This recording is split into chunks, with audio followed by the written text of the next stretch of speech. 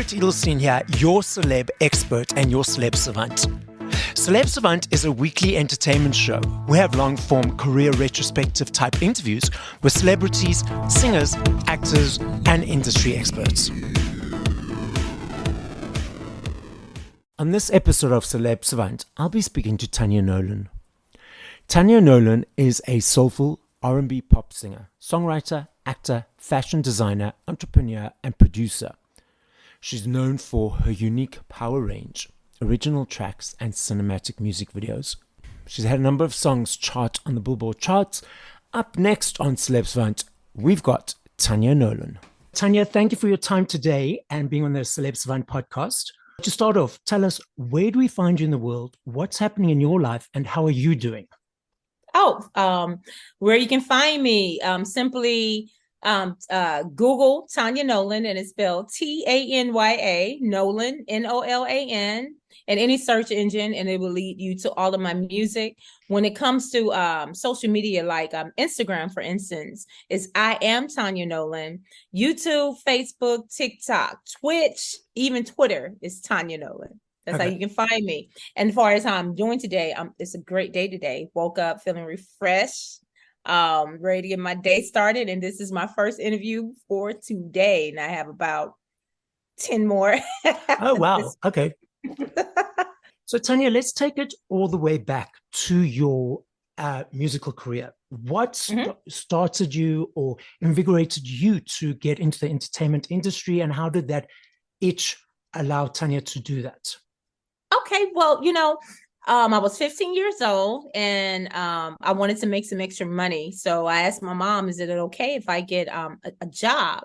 She said, of course, yes, real quickly, and handed me the Galveston Daily News newspaper. So as I was searching through the newspaper, one thing that caught my attention was an ad that was looking for a female vocalist for a local band. And the band was called Down to Earth. That was the name of the band.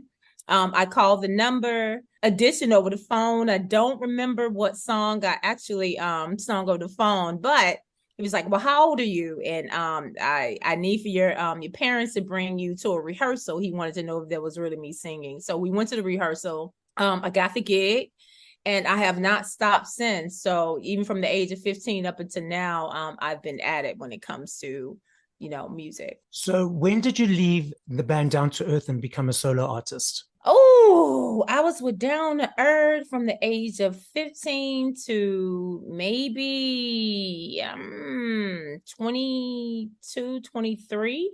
Okay. And I started my own band. I went by the name of QT when I was with Down to Earth, and that's QTEE. But when I branched off to do my own thing, it was authentically myself, Tanya Nolan. That's the name that I use, and we've been doing my own thing as far as not being under the umbrella of someone else about the age of 23. So the difference between performing with the band and performing solo, what is the difference for you? Well, for me, it's not a difference. When I was performing with the band, even when I branched off to do my own thing, I still had a band with me. But in the studio, there's a difference when you're not with a band, because it's not the stage, you behind the mic in the studio booth. So there's a difference doing my originals. With bands, I pretty much was doing copy tunes with a mixture of my originals. But the only difference is that not being on stage versus being in the studio booth. So your creative process from creating 0 to 3 to 4 minute song, what is that process for you? And does it change each time? No, each time is different. It's never the same. Just like butterflies, they don't look alike. So the process is different. You don't know where it's going to take you. And what inspires your writing? Is it experiences of yourself or what's happening around the world, or both? It's a combination of both, but mostly for me, it's experiences that I've actually encountered during my journey.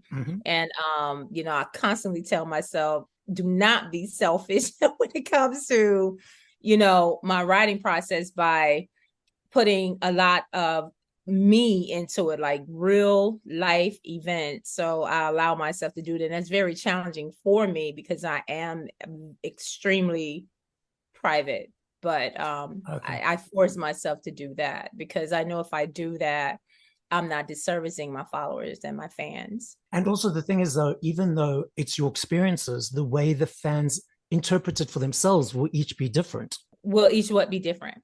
So the way they interpret each of your songs, so everyone interprets information differently. So it's called neurolinguistic programming. So I will interpret a song differently to you. So the meaning for them will be slightly different compared to what you wrote about.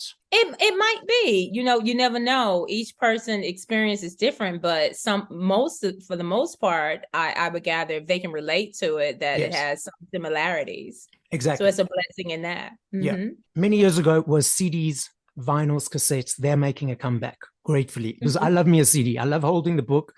I love looking at the art. I love looking at the lyrics. Now we've got these streaming platforms. What is your perception of the way people are now consuming music?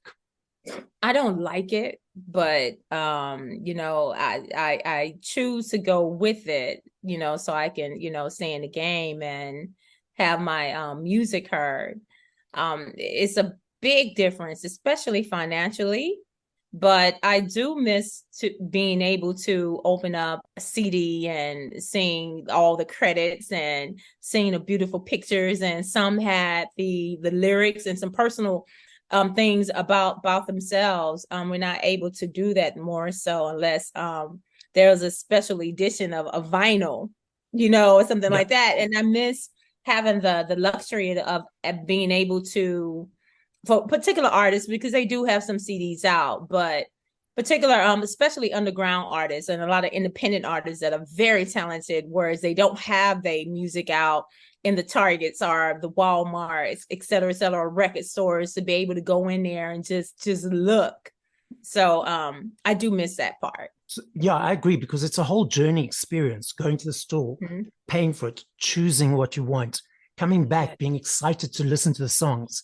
These days with the streaming platforms, it's like, oh, I don't like the song, so I'll just skip it. And it's taken away some of that energy exchange for you guys as the artists, because I believe as we pay for the CD, we're saying thank you to you for your hard work that you've done. And I'm still doing that because I buy my CDs. And yeah, it's in inverted commas cheapened the music industry, I would say, because do you agree with that? I agree with that. Totally.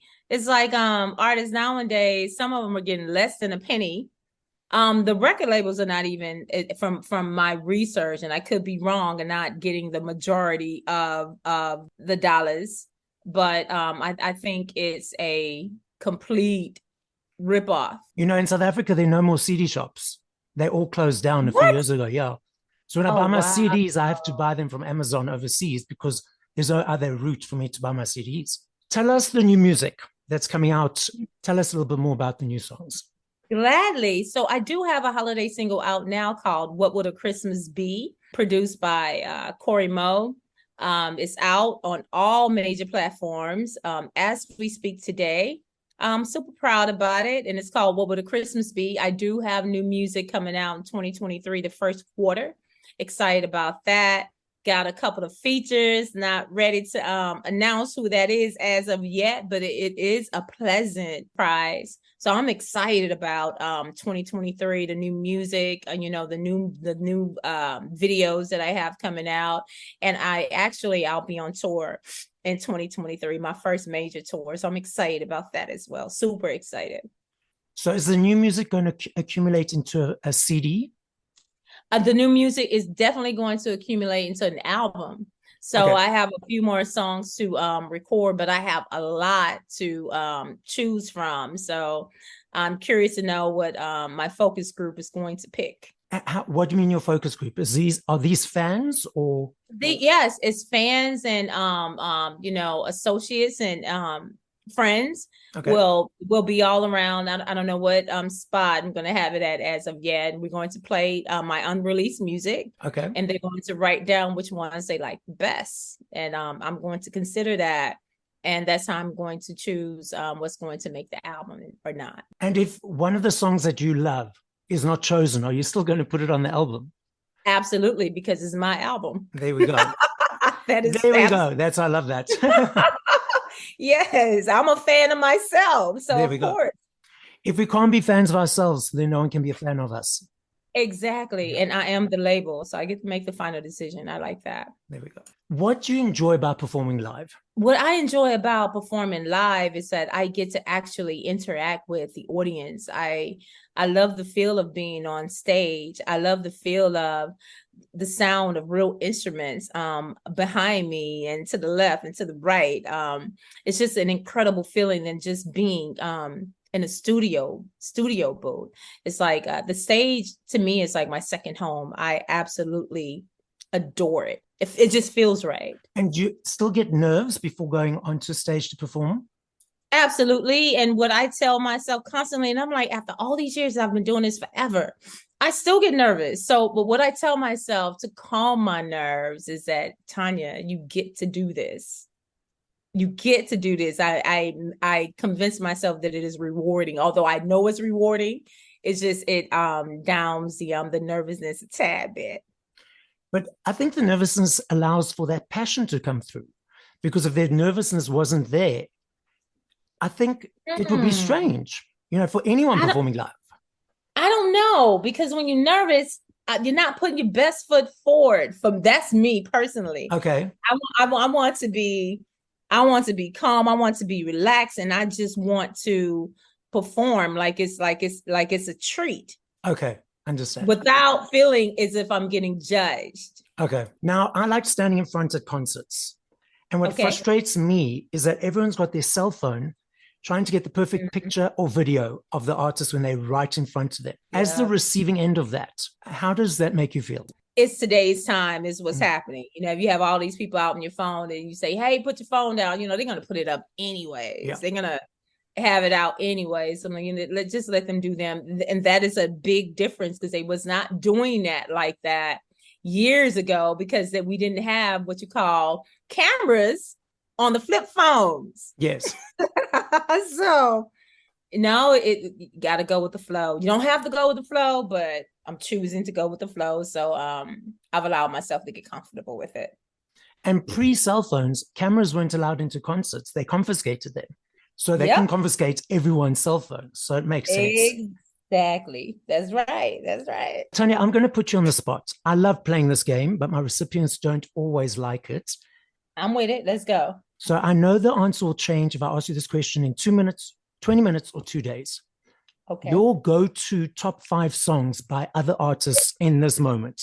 Go-to top 5 songs. Of course, Tanya Nolan first. Second, Jasmine Sullivan. Third, the Bee Gees. Fourth, Michael Jackson. Fifth, Prince. It's a nice mix. Interesting. Yeah, mix. I can go on and on and on. Yeah, we all could, but that's why I like playing this game, because it's like, okay, in this moment, let's just choose and have fun. Right. So Tanya, the podcast is listened to throughout the world. The US, UK, Australia are my main listening audiences. Obviously South Africa as well. So as a final message to the listening audience that's out there around the world, what would you like to say? I would like to say this: continue to always look forward to a Tanya Nolan record. Your support is appreciative. Add me to your playlist. When I have a tour, buy a ticket, come support, because I plan on not letting any of my followers and fans down. I hope it's really an enjoyable, memorable experience for all of us. Perfect. So as Tanya says, listen, play, enjoy, and experience the music. That's right.